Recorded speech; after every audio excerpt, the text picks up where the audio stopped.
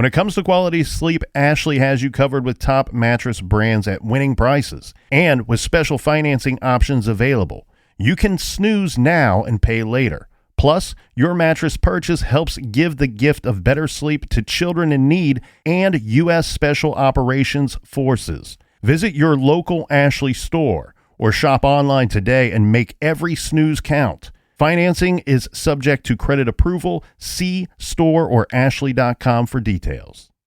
Dreaming of overseas adventures or connecting more deeply with family from afar? Rosetta Stone bridges the language gap. I've tried others, but Rosetta Stone's immersive lessons and voice feedback technology are game changers. Dive into 25 languages by learning intuitively, just like when you were a kid. And here's the holiday sparkle. Grab a lifetime membership now and save 50%. Gift yourself the world. Head to rosettastone.com now and save 50%.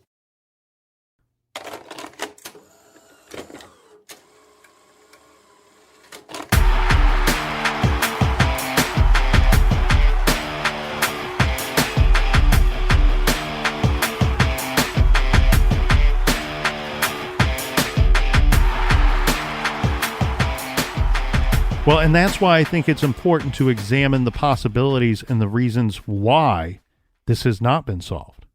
And I think one thing that we can get into, Captain, and part of it that we talked about last week was I kept referencing maybe the investigators have just been unlucky.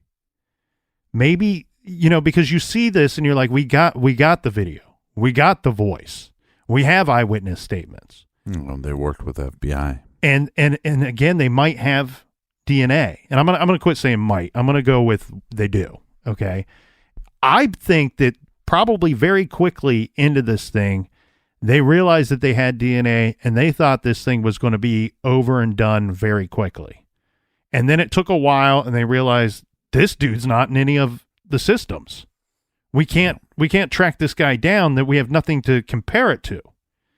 And I think that's why you see there was a delay in putting, taking that still image and then releasing the actual short little video there. Mm-hmm. And then there's the delay between that that still image and the sketch, the original sketch that comes out, because that didn't come out till June or July of the year of the crime.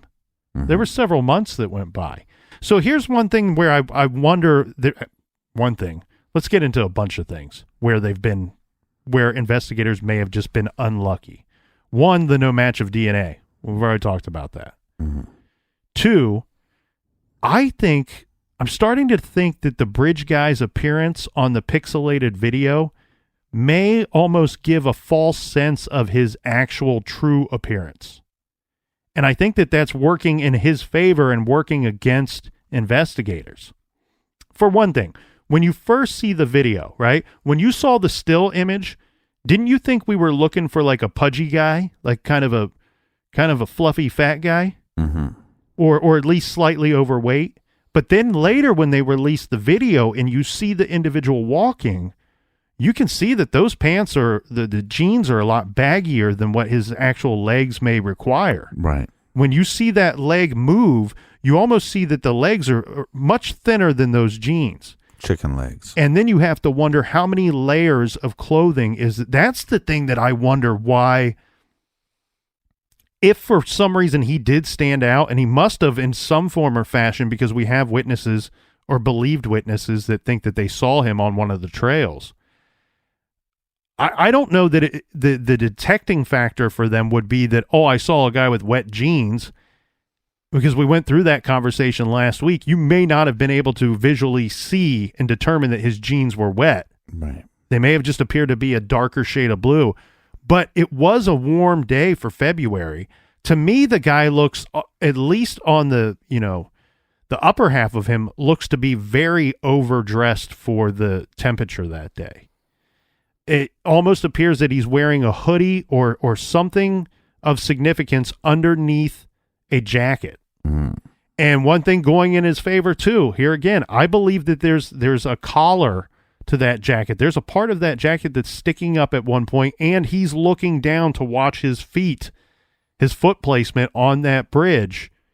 That's concealing his face a little bit. He may be wearing a hat, or that might just be wearing a hoodie with the hood up. That I feel like we're getting a false sense of his true appearance because it is a pixelated video. Now, here's the thing. You were talking about, do we have more video footage? I think that there's more video, and this is pure speculation, okay? Pure speculation. Don't put on the blog untrue. I'm saying this might not be true. I'm just guessing here. I think that they have more video footage.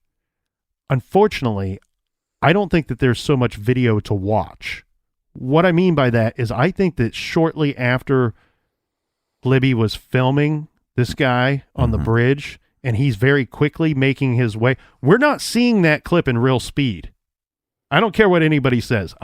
We cannot believe we're seeing that at real speed. Mm-hmm. I think at some point she had to conceal her phone from him. Either hold it in a way that she's not filming or it's not obvious to him that he's being caught on camera, or she stuck it in her pocket. And that might be the reason why we're hearing the words and it sounds muffled. Guys down the hill. It may sound muffled because it might be in her pocket. Right. And I think that the video was running and filming. It just might not have had anything additional to film because it was concealed in her pocket. Mm-hmm. And I think that her phone went dead so quickly. Anybody that's run the camera feature, camera feature and or the video feature, the video recording feature on their phone, realize that kills your phone very quickly. Yeah. And they were saying very quickly her calls were going straight to voicemail. They weren't ringing anymore. And I think that this guy very likely did not know that he was filmed, did not know that his voice was caught on her her phone, and he left the phone there because, look, I don't want to give this asshole any credit, but he's smart enough. He's smart enough that he's got away with this so far. Well, let's not say smart, because that's one of the things. Or lucky enough. Well, I think I got a better word for you. One of the things that they were kind of talking about in profiling this individual is he organized or disorganized. And so I think there's a lot of evidence that shows that he's organized. But then not taking the phone, that seems like disorganization. Well, you could take that either way. I was thinking about that too. Not taking the phone, you go, oh, that's disorganized. He didn't plan it out, didn't put much thought into it. What if he did put thought into it in advance and he said, I'm not taking any of their phones because what if they trace their phones? They can trace, what if they follow the pings on their phones to me because I took them with me? What if he destroyed her phone at the scene, not knowing that it captured any of his image or anything like that because the phone's dead by that point? Or if he just left it there or tossed it in the water. Yeah. And tossed in the water is an interesting thing too, because we talked about the clothing, right? The victim's clothing last week. We were talking about where they found clothed, where they found in the nude, where they found was the clothing in fact ever even found if it wasn't on their person. I still don't know the answer to that, but I did find some info that was saying that clothing may have been found in the creek, and this would be the point of Deer Creek that would be nearest where their bodies were found. Mm-hmm. So but again, it's a very vague, broad statement of clothing found in creek. We don't know if it belonged to the victims. We don't know if, in fact, that there was clothing found in the creek. But what I can say this is when they were searching for the girls, there were helicopters that were flying overhead, and they were filming some of the search that was going on for the girls. They had not found the bodies yet. You can clearly see 3 or 4 searchers, and the reason why you can see them is because they're wearing those red, like, suits, head-to-toe suits. They're wearing these red suits, and they're in the water, and there's something there with them. They're examining something that they found there. Again, that could have been the victim's clothing, could have been an item discarded by the killer that belonged to him. It could have been Libby's phone. Could have been a weapon. Yeah. I mean, something was found in that water. We just don't know what the significance is. One of the rumors I kept hearing this week was that they were actually found, but they were wearing each other's clothes. So whatever they were wearing before it switched. And again, this is, just one of those random rumors. And then it becomes, well, weren't they both wearing jeans? Is it possible that the shirts were just changed? Who knows? But yeah, I mean, we talked about that a bit. And to me, that would almost imply that the killer redressed them. Right. Or dressed them. It doesn't have to mean that. But that's what where I'm saying. Your mind goes. They're size-wise, they're different size girls. But I could see a situation where, the pants were put back on correctly, but maybe the shirts weren't. So, well, yeah, Abby but it's such had a weird rumor that zip-up sweatshirt. Yeah. So it's a weird rumor. It's one of those things that when you first read that or see that, you're like, whoa. Yeah. Whoa, what is this? And then I really started thinking about it. I'm like, well, we have a very short window of time, and there's a chance that a lot of things might have had to take place during that short window of time.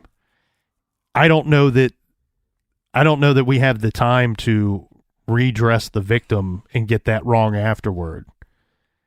Yeah, I don't know. And again, the source that I have gone back to, I brought this up, and again, it was something that they just didn't want to comment on.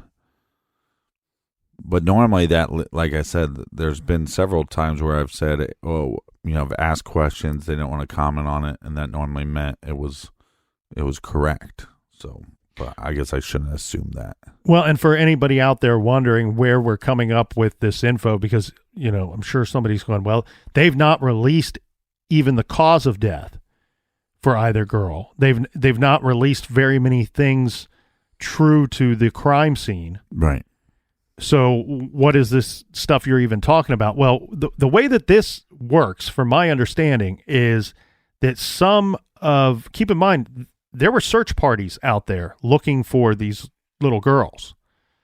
Some of these rumors are believed to have stemmed from people that were actually involved in the search. Yeah. And may have found the girls, or may have been in. There was a team across the creek at the same time that the team on the other side found the girls. So we have this whole thing where we have multiple people that were in that area may have seen something that's not been released to the public, and may have spoke and told somebody else of what they saw, what they witnessed during those searches. Well, or again, we have just made up stuff, right? But from people elsewhere that are claiming to have heard something. Yeah, but it's also such a small town. 3,000, 3,500 people, something like that. And it's just like we've talked a little bit about it, but like the Pike County murders, it happened in an area where I used to work, but a long time ago. I'd work one day a week in that town, and just knowing some people from that town, the rumors that I heard were not things that you would hear. I mean, it would have made a fascinating. Probably 10-part episodes on the rumors that I heard. Oh, you heard like hours of rumors. We're talking detailed names. Theories. Yeah. With people's names and motives and why they did this and why they did that. Evidence. What's still going on today that's in relation to this specific theory. And you heard multiple theories that some of them would have taken 3 hours to explain. Yeah. And then when the news broke that they solved it, it was none of them. It was none of those theories. It was, yeah. And I'll try to make the long story short. Basically, there was tons of these rumors based off of this guy that I worked for. And there was all these weird rumors surrounding him, and I worked for him for a long time. So I ended up calling him after I heard all these rumors and asked him what he thought it was. Mm-hmm. Because this guy was very close to the family. every member of that family, adult-wise, actually worked for him at some point, as like a freelance contractor or whatever. And he simply said to me that he thought that the involvement, this was all based around the custody of that girl. And when he said that, and this guy is a guy that he likes to exaggerate everything. So you would think that he would want to tell these crazy tall tales. He said, no, I simply think it was a dispute based off of custody. Mm-hmm. And then once they arrested the family up in Alaska, that's pretty much what it all, the Pike County murders was all about, was that custody issue. So it's strange. I heard a million rumors, and they were fascinating, and they were great tall tales. And that's what I'm afraid that is going to start happening here. Well, I mean, in a sense, it has a little bit, where you have all these people that are now considered suspects by the public and then never publicly cleared by law enforcement. I'm guessing they've checked these people and probably not too interested in a lot of them. But you not only did you have that with the arrest of certain individuals, you also had that with the search warrants that were being filed and executed very quickly after this case broke. Right. Right. So the first one that hit the news was a property on Bicycle Bridge Road was searched on February 16th, 3 days after they went missing, 2 days after they were found. Mm-hmm. This location is approximately 5 miles from the Monon High Bridge, a 9-minute drive from the area. This was searched, and I don't know what their outcome was. I mean, obviously no arrests were made in this search. But then you have another search that took place in a town called Peru, Indiana. This one took place on February 25th. This is a good amount away. This is 37 miles away, a 56-minute drive from the bridge. The third search took place in Lebanon, which I think one of the suspects, or one of the suspects' friends that we were talking about last week, Garrett Kurtz, was from Lebanon, which is not. So this says, my notes say 54 miles is the fastest route, and so this would be an hour and 6-minute drive from the bridge. I do want to point out, with the Lebanon search, the papers were saying that they were uncertain of the exact date that the search warrant was executed, uncertain of the exact address known, which makes me wonder if it is in fact connected to the Delphi murders, or if it was just a search that was executed and people's minds were filling in the blanks, and that's what they came up with. But obviously one that was connected was the fourth search, and probably the most public of all four searches was in Delphi, Ronald Logan's property, but they didn't execute that search warrant until March 17th. Now, we all know that Logan eventually gets arrested for illegally operating his vehicle. But, I mean, this is a guy, if he's not connected, which I don't think he looks like Bridge Guy. I don't think his physical description looks like Bridge Guy. I don't think his facial or hair looks anything like what I'm seeing on that little bit of footage on Libby's phone. So if this guy is not connected, he's been looked at very thoroughly. He's been arrested on other charges. We have to believe that if in fact they are, well, he would have been arrested before you would be required to give the DNA, I guess. I'm assuming now that he's in prison that they have that. We know that his property's been searched. But one thing I didn't get to real well with the footage on Libby's phone, I think that you probably have a lot of audio, and I want to get into the audio here in just a second. But the reason why I think that we only have a very short period of actual video that we can watch and view, mm-hmm. as opposed to video of the inside of her shirt pocket or pants pocket, is, look, the video that they released is not great. Remember, I said maybe the Bridge Guy got lucky that his his true appearance is not well depicted in that short camera footage. Right. And maybe investigators just got unlucky with that. And even though Libby did her best to try to out this guy, maybe we're only seeing that short clip because that might be close to what all that they have. You have to believe that they would show us one of the better versions of him, right? Right, because they could pull the audio out and just show us the image. And here's what I also wonder too, Captain. We're going back to the audio. You might have that might be a part of the tricky part of not answering these questions for the public. When they go, oh, you got to have more video, right? Well, we can't confirm that or deny it.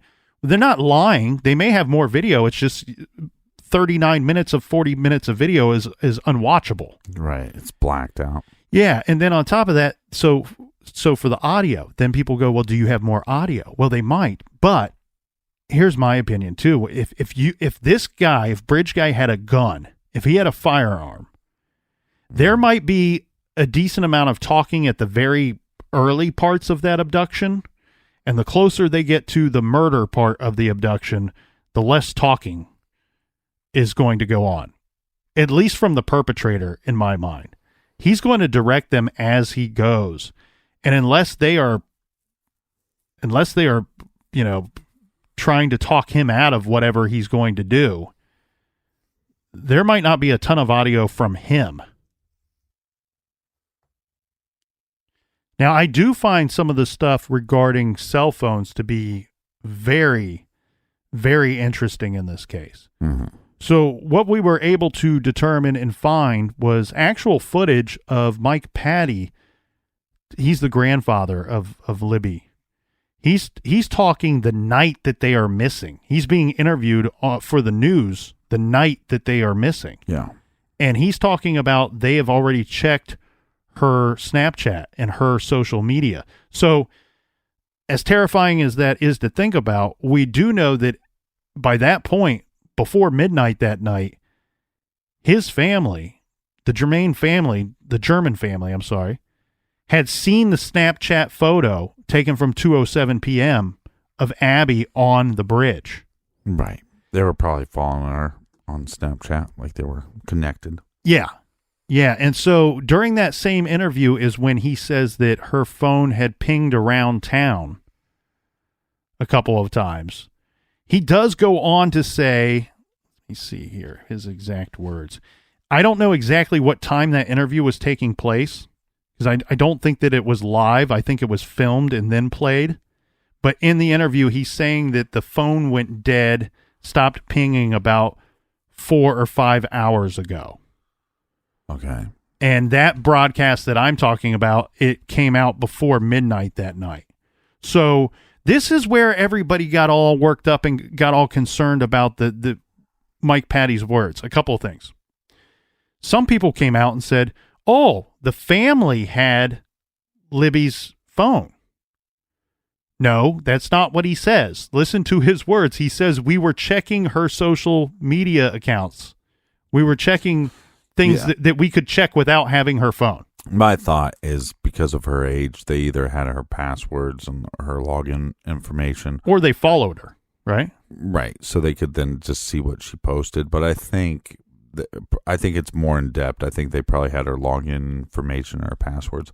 But I also think maybe if they didn't know that the sister knew, and then that way they could just check that stuff, because they, how are they going to have her phone the night that they go missing when they haven't even been found yet? Right. But that's the thing though. People mishear things. And rather than double checking it, sometimes people are stupid. Right. They just roll with it. They just run with it. And they're like, oh, he said they have her phone. And then they're like, well, that's weird. Why would they, then they're starting to think that the family's involved. The family's not involved. Okay. The family didn't kill these girls. Well, the direct family that we know of. Right? Yeah. But again, then there's not a lot of suspicious on the outside members. I'm just saying. But even take that a step further, then they're not covering for anybody either. Right. You know what I mean? There's no realistic reason to believe anybody would cover for anybody if you have those ties to the victims. It just doesn't make any sense. No. So they didn't have her phone. We know that. It's just something that people misread, people misunderstood, and then created that rumor. And then on top of that, with it pinging, with her phone pinging in more than one location through town, the phone wasn't traveling around that night. It wasn't going anywhere. And as Kelsey later explains in her YouTube video, the town is so small that in certain areas, if you walk from one side of your property to the other side of your property, your phone will ping off of two different towers, because that's just if you look at the cell phone tower information in that area, it makes sense. Well, it totally makes sense. Right, and I think this is not information that she just knew. I think this is information that they probably got from FBI or some kind of law enforcement. Now, the other thing with that, though, too, then some people go, well, the German family, they seem to be going into panic mode very quickly. It was only a very short period of time that, we talked about the timeline the other day. The longest that you can stretch it out is less than 2 hours from drop off time to the time where you're almost in full search mode. You're a little over 2 hours. You're now alerting other family members. New family members are showing up to the scene looking for the little girls. And then by 5:30, so at the very earliest that they got dropped off, 1:30, 1:35, 1:40, somewhere in that time range, and then reported missing to the police by 5:30 that night. Some people suggesting that they're sounding the alarm very quickly.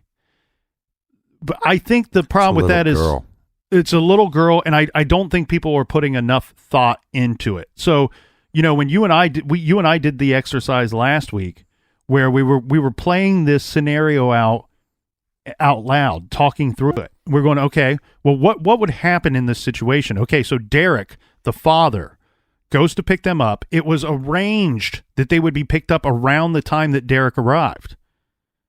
And then on top of that, he tried calling her at least twice. Nobody answered the phone. He walks around looking for them on the trails, does not find them, and then notifies Becky. Becky's the grandmother who gave permission to Libby to go to that area that day, provided that she had someone to drop them off and someone to pick them up, and that the drop off and pickup were pre-arranged. That was part of the rules. So as soon as he notifies Becky, it's a very quick call from Becky to Kelsey to go, did you in fact drop the girls off? Are you still with the girls? Mm-hmm. And then you hear from Kelsey, yes, they were dropped off. I'm at my boyfriend's house. I'm getting ready to go to work. It's not crazy to believe how much longer after that do they see the Snapchat photo of video proof evidence, picture evidence of Abby on the bridge. And then you're there looking for them and you're going, oh my God, they were here. Nobody's seen them. What the hell's going on? And mind you, it's February. Well, it's going to get dark between 5:30 and 6 o'clock that night. Mm-hmm. Well, and I also think sometimes you just have a gut feeling. Right. And that gut feeling is telling you something bad happened. Or is the picture of Bridge Guy also in the Snapchat feed? So you see some pictures of them at the park. You see them going over the bridge. And then the next picture you see is just of a man. That would be alarming for any father. Terrifying. Or any parental figure. Well, and not only that, even if they didn't see him on any of the of her social media stuff, mm-hmm. which I don't think that they did, but again, we can't say 100%. Mike Patty arrives on the scene around 5 o'clock. We know that once he gets there, he goes to the Mears property, and while on the Mears property, he's calling a friend of his who is a police officer. We don't know what that conversation is, but you don't have to have much bigger of a brain than I got to figure out what they probably talked about. It's probably a friend calling in, asking for advice, going, look, man, I'm over here by Monon High Bridge over at the park area. Been looking for my granddaughter. We can't find her. We only dropped her off about 1:30 to 1:45, so it's not been that long. What should I do? Should I report her missing? Should I just sit tight? What do I do? And that's just, he probably got some good friend advice who's saying, you know what, you got nothing to lose by reporting her missing. Right. So hopefully you report her missing and you find her 15 minutes later and we can call the whole thing off. Yeah. But no it big was deal. right. It was going to get dark though, and it was February. And yeah, so I don't think that she's not answering her phone. I mean, we live in an age that we're all connected. And so you can text somebody, they'll text you back within minutes, or you can call their phone. She's not responding to anything. And I know I went on this long rant, Captain, but you said the most important thing out of that whole deal there. It's a little girl. It's a child. Mm-hmm. It's a child. So it's your baby. I mean, and it doesn't matter. Look, it could be a 20-year-old that went missing. When it's your baby, it doesn't matter that they're 20 or 30 or 40 years old or whatever they are, right? It's still your baby.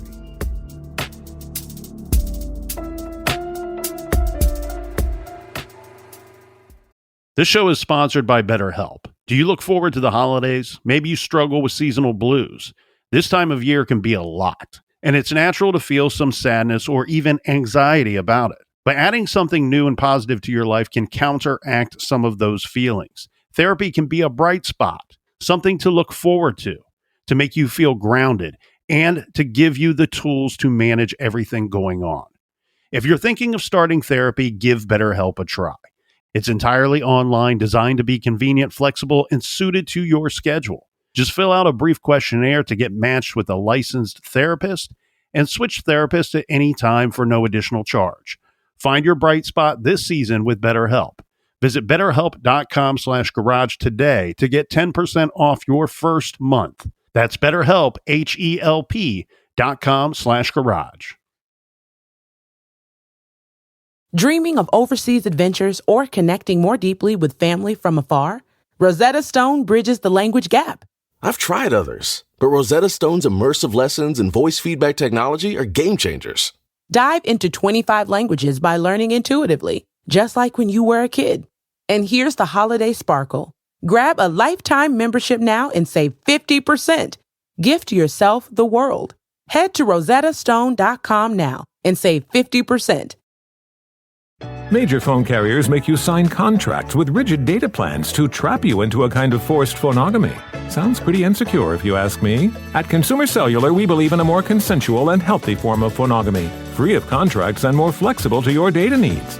This way, you stick around not because we force you to with contracts and fees, but because you love our phone plans. Like ardently love our phone plans. Phonogamously. Consumer Cellular. When freedom calls, we're here to answer. Call us at 1-888-FREEDOM.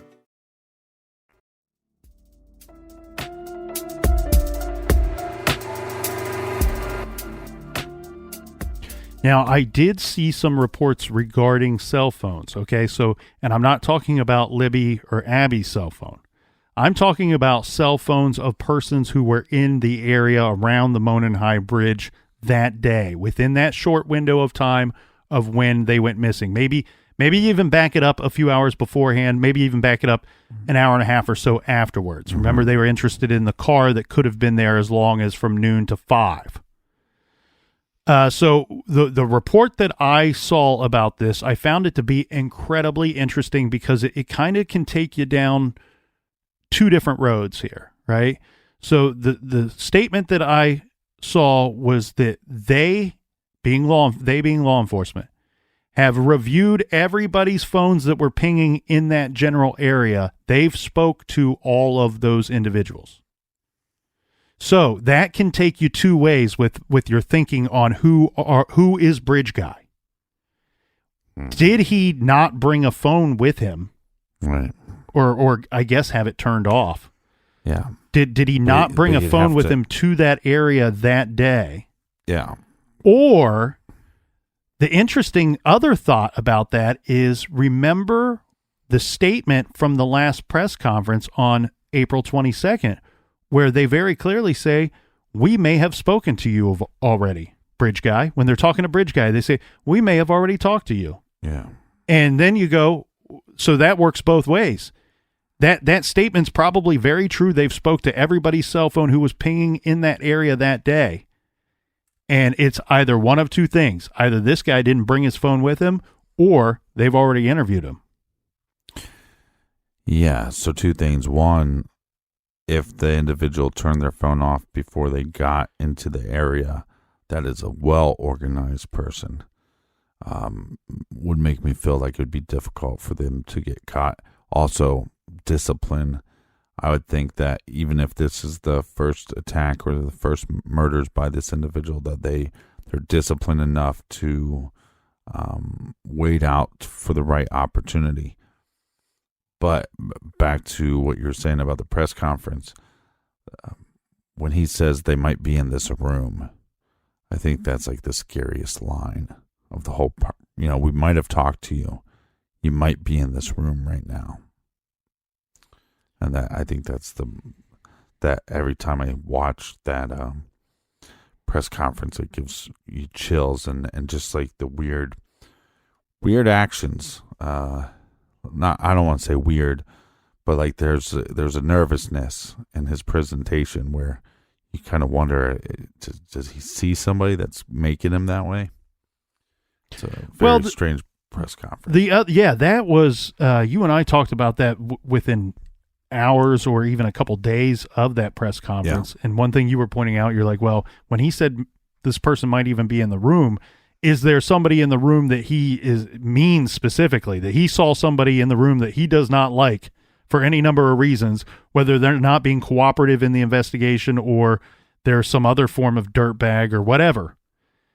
Is he just upset with that person's presence, or do we have a situation where they've really done their homework on this and said, you know what, we've talked about the strategy of the super cop. We've talked about the strategy of publicly calling the killer a coward and calling him a loser and all other different kinds of things you can call him. There's a strategy in that. Is there anything where he's going, you know what, I have to play a specific role during this speech, during this press conference, and could that have been too much for him? Maybe. Could it have put him on edge a little bit? Maybe. I thought he did a hell of a job. I don't know exactly what he was supposed to be portraying there, but I think I think the words of that were not only planned out, I think where they appeared in order was extremely planned out as well. I think his demeanor was somewhat decided upon in advance.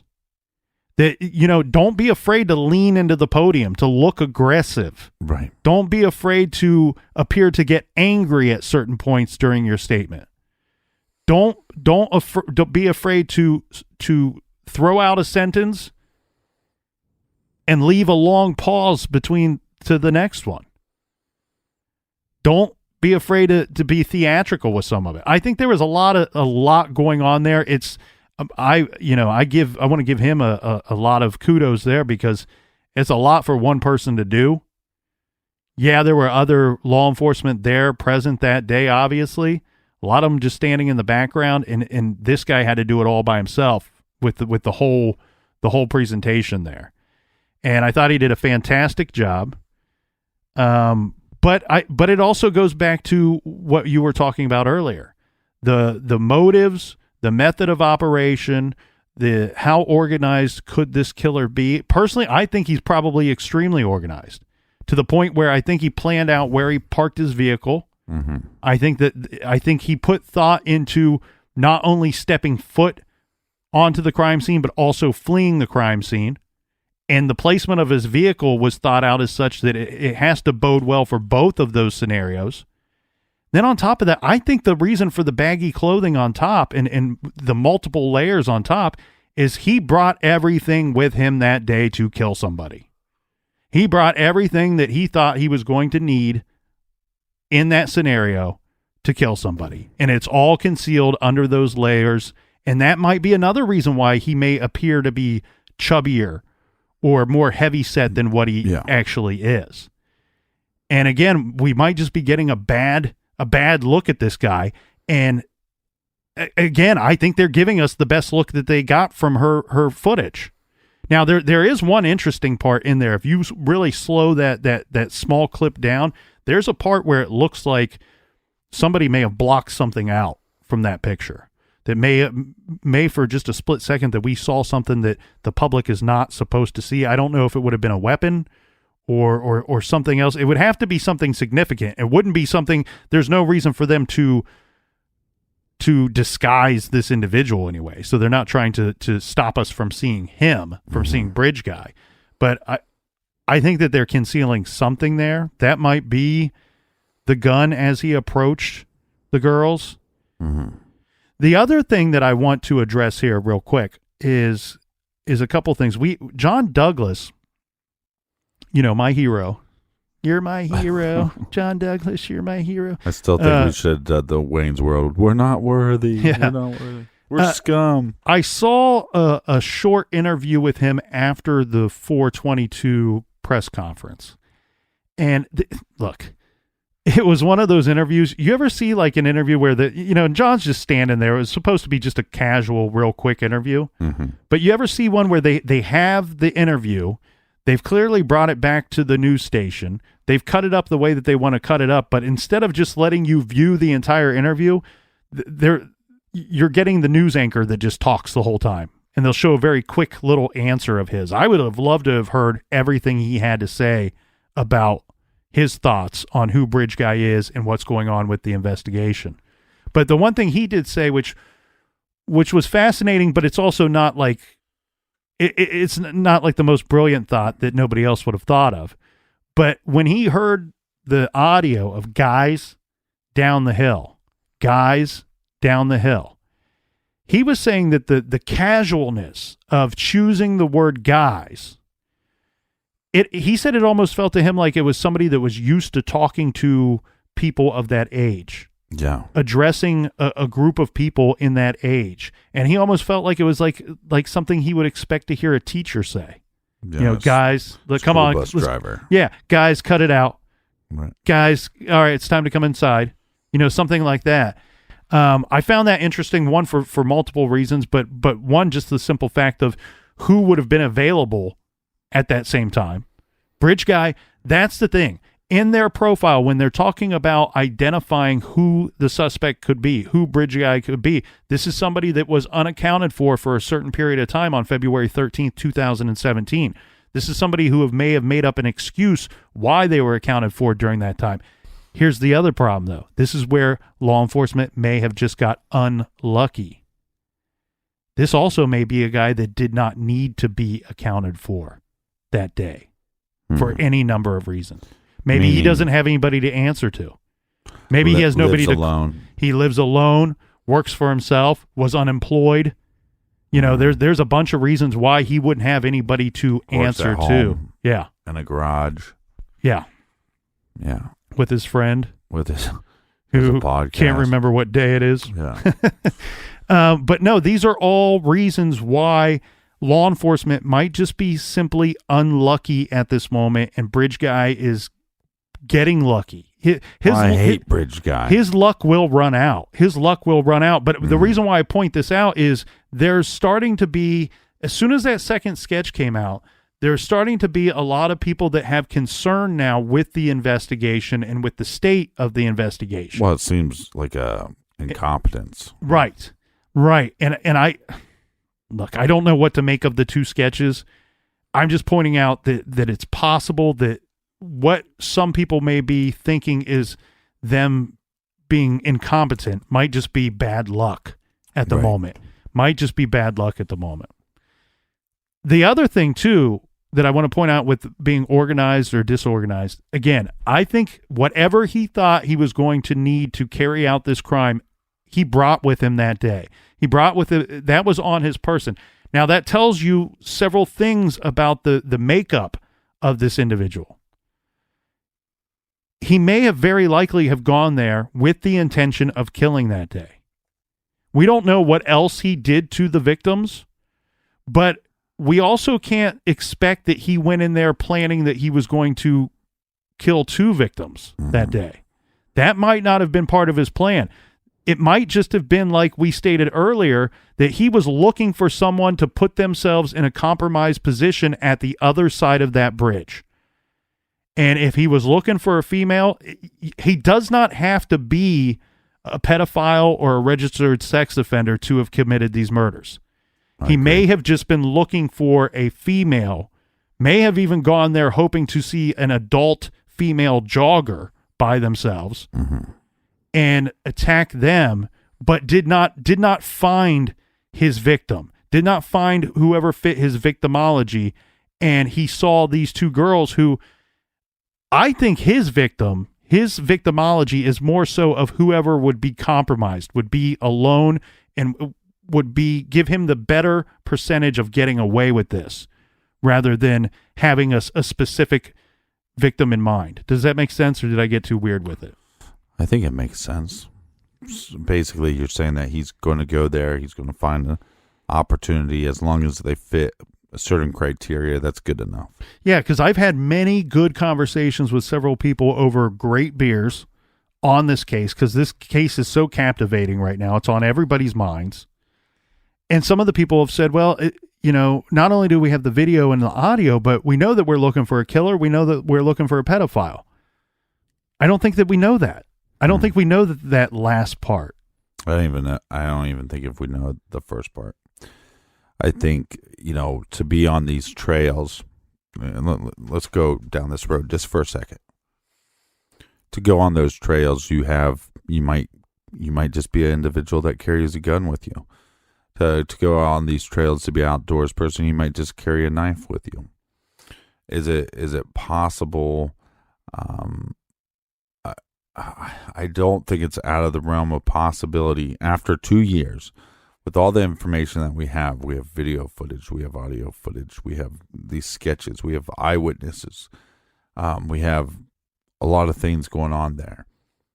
Is it possible that this individual, this was their first time, and this has been their only time so far, because how scared they are now that they're going to get caught?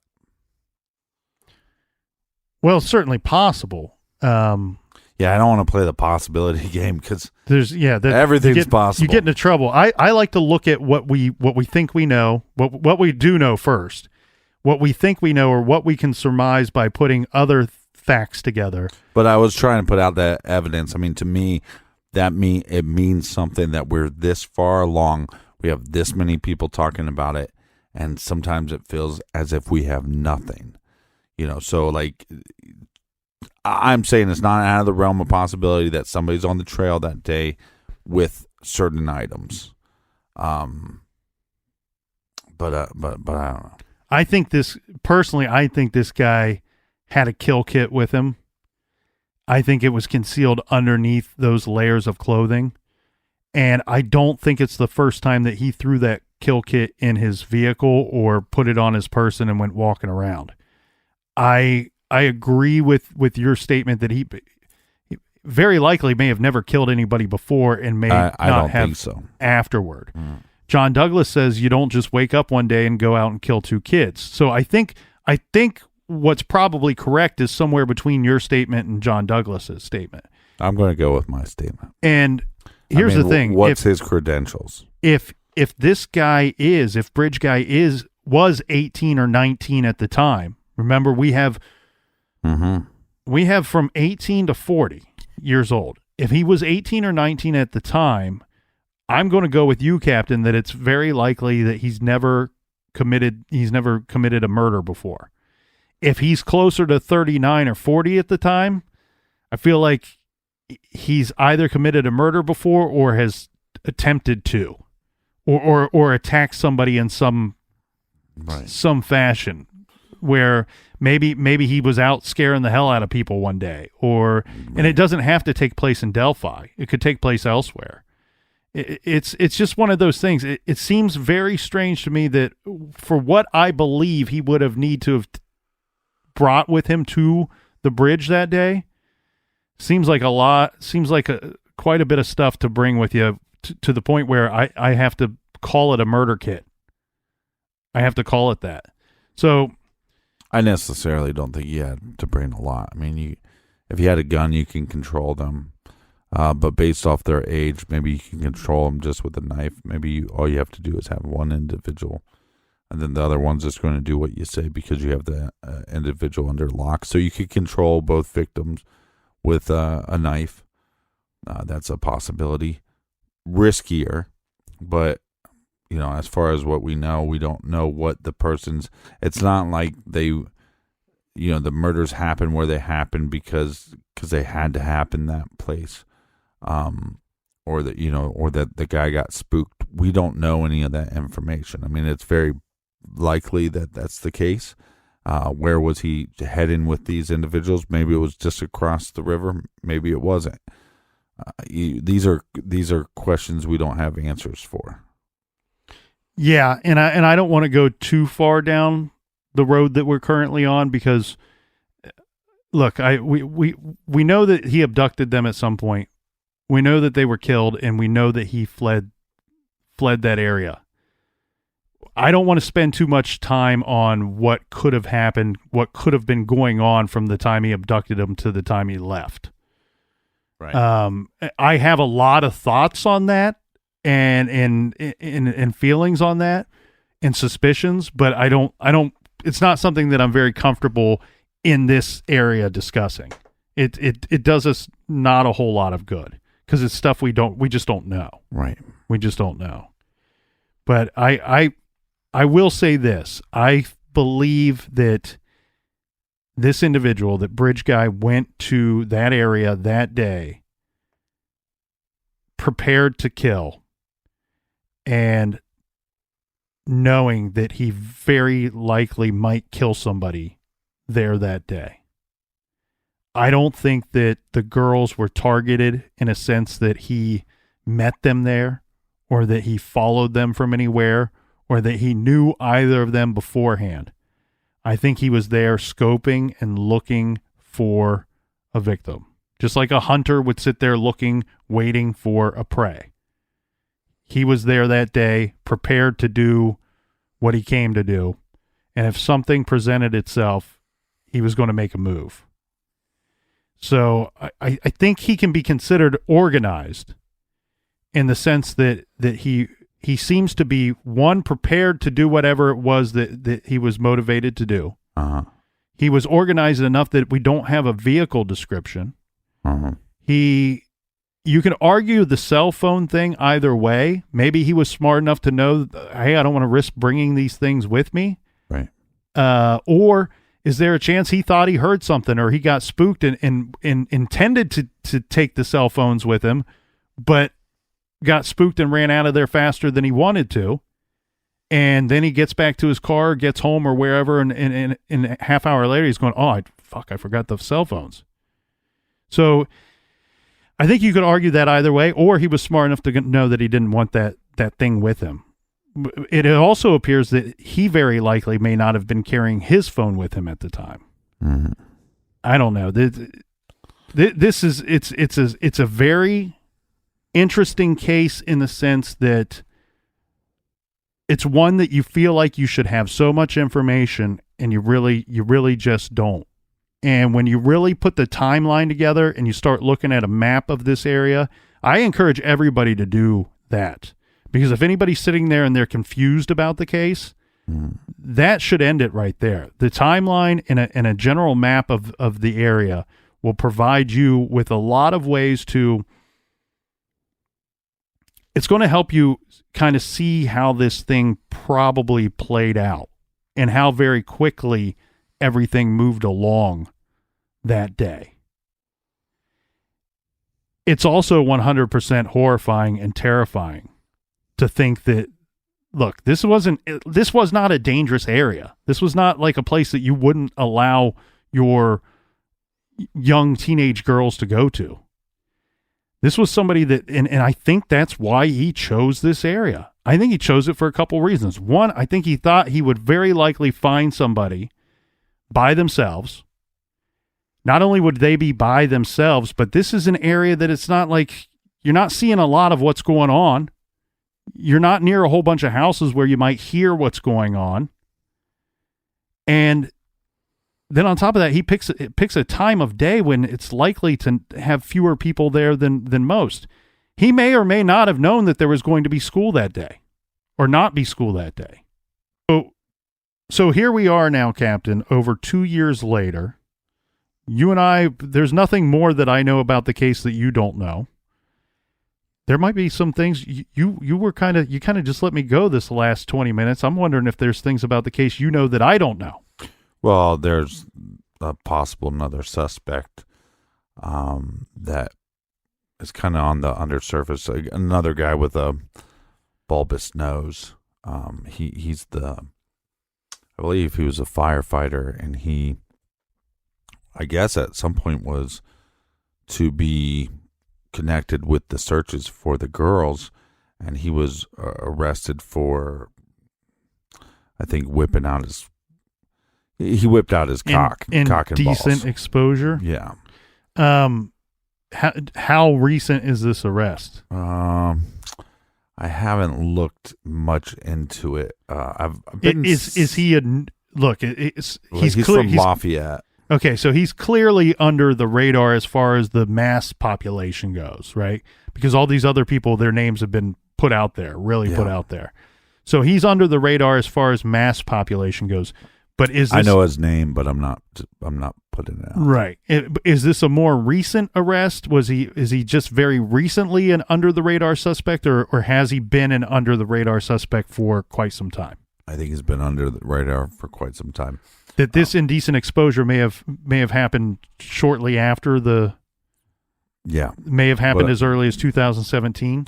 But that's what I find interesting about this individual is, one, I could see him being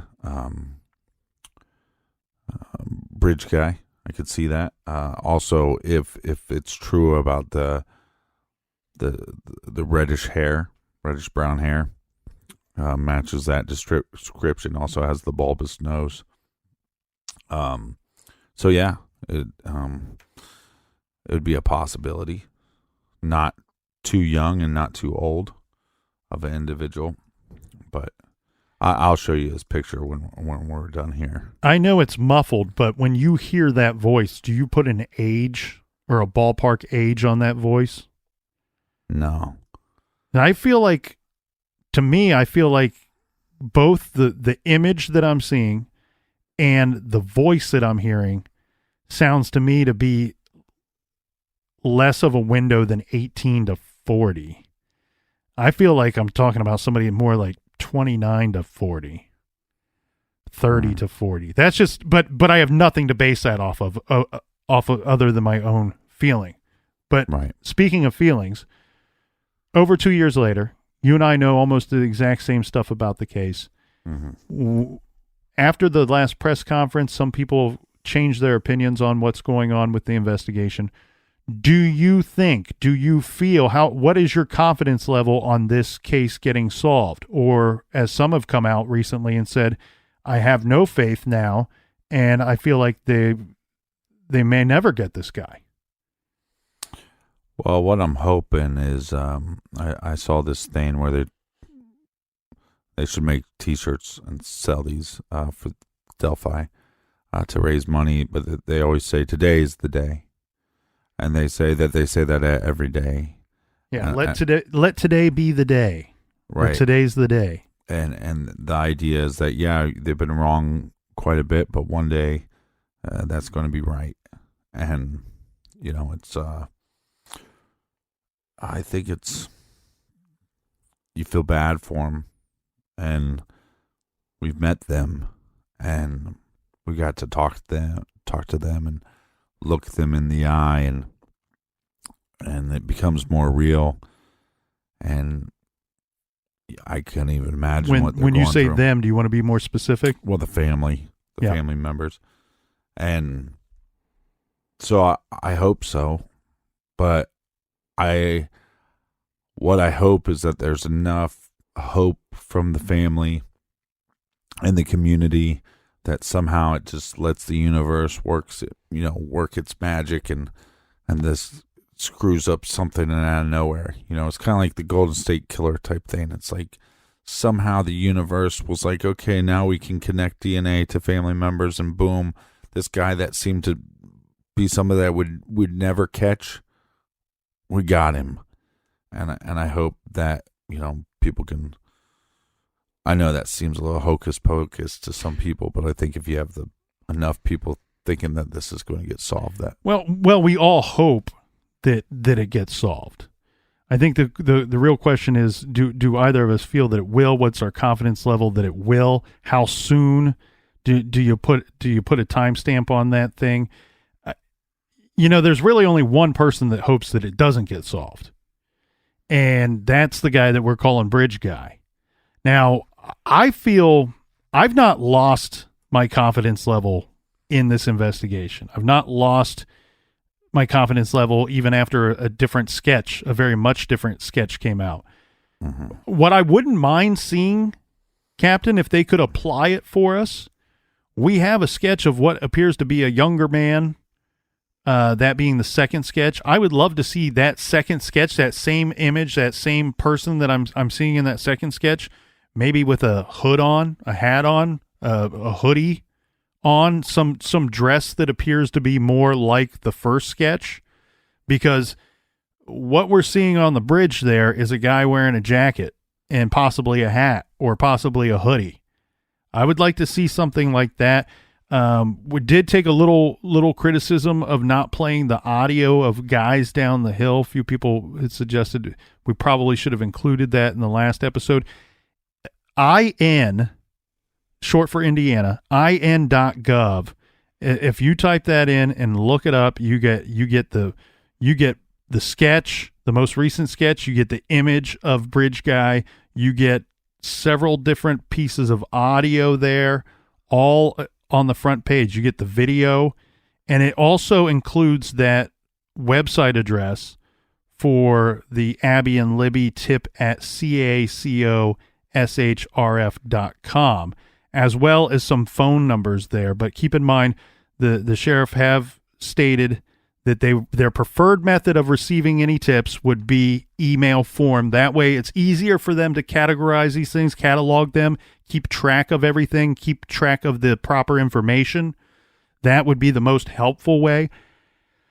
I still feel like, Captain, maybe this thing could be solved.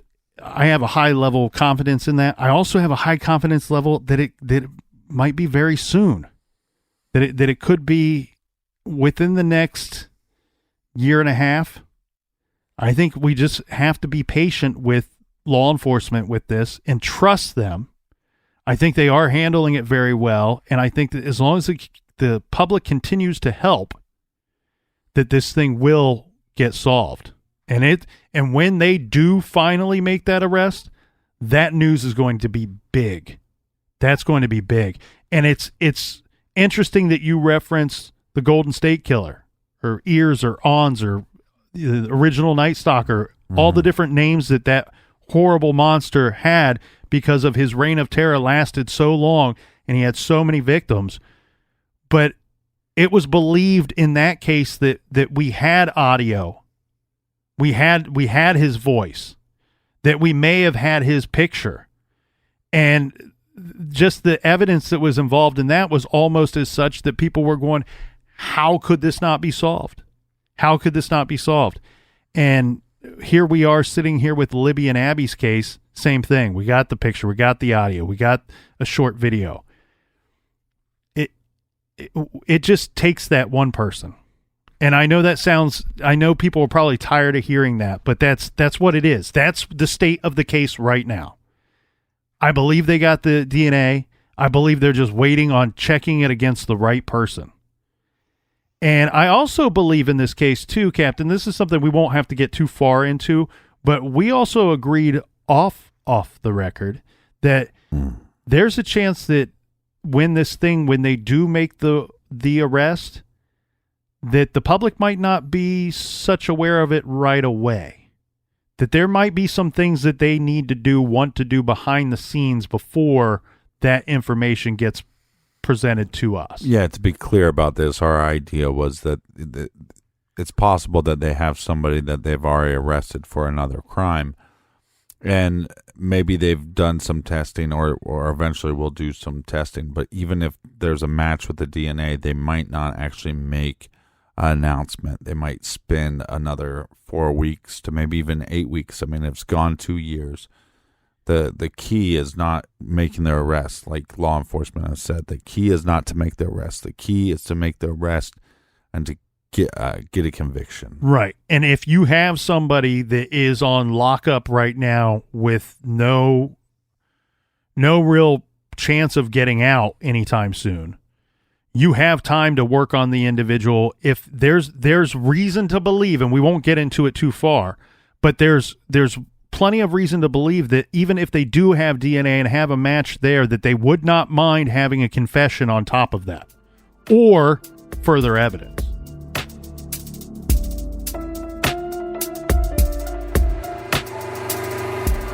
And on behalf of myself and the captain, thank you all for listening. Thank you all for telling a friend. Thank you to this week's sponsors.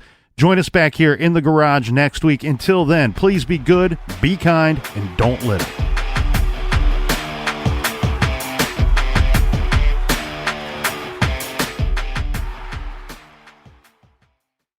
The Angie's List you know and trust is now Angie, and we're so much more than just a list. We still connect you with top local pros and show you ratings and reviews, but now we also let you compare upfront prices on hundreds of projects and book a service instantly. We can even handle the rest of your project from start to finish. So remember, Angie's List is now Angie, and we're here to get your job done right. Get started at Angie.com. That's ANGI, or download the app today.